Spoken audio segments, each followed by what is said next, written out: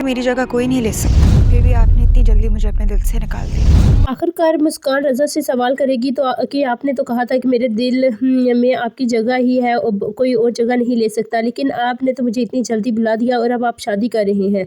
रज़ा अब सुंबल से शादी करने वाला है और रज़ा ने इस बात का इकरार कर लिया है कि वो सुंबल से ही शादी करेगा और इसके साथ हंसी खुशी अपनी ज़िंदगी को गुजारेगा। लेकिन उसे क्या पता कि उसके दिल में अभी तक मुस्कान ही बसी हुई है और मुस्कान के अलावा वो किसी और के बारे में नहीं सोचता।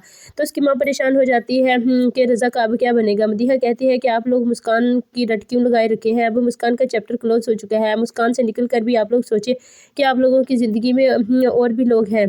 तो इधर मदीहा बहुत ज़्यादा खुश हो जाएगी कि किस तरह से जैसा वो चाहती थी बिल्कुल वैसे का वैसा ही हो रहा है। सुंबल भी बहुत ज़्यादा खुश है और अपनी माँ के साथ शादी की तैयारी शॉपिंग में मसरूफ़ है और वो एक से बढ़कर एक ड्रेस अपने लिए ले रही है और वो चाहती है कि सबसे ज़्यादा प्यारी लगे और रज़ा इसी से मोहब्बत करे।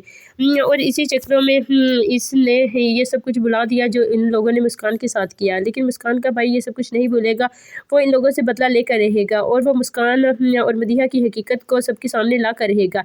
इधर जब ये दोनों माँ बेटी शॉपिंग करने के लिए आते हैं तो बहुत ज़्यादा शॉपिंग करती हैं और बहुत ज़्यादा खुश नज़र आ रही होती हैं और देखती हैं कि किस तरह से वो रज़ा की ज़िंदगी में अब शामिल होने जा रही है। लेकिन इधर रज़ा बहुत ज़्यादा परेशान है क्योंकि वो मुस्कान को अभी तक नहीं बुला रहा।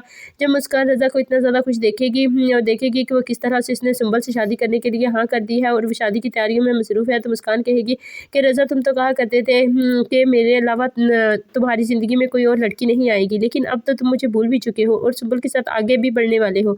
तो रज़ा मुस्कान को सफाइयाँ देगा। मुस्कान कहेगी कि अब इन सब बातों का कोई फ़ायदा नहीं क्योंकि ये सब कुछ मैं अपनी आंखों से देख चुकी हूँ।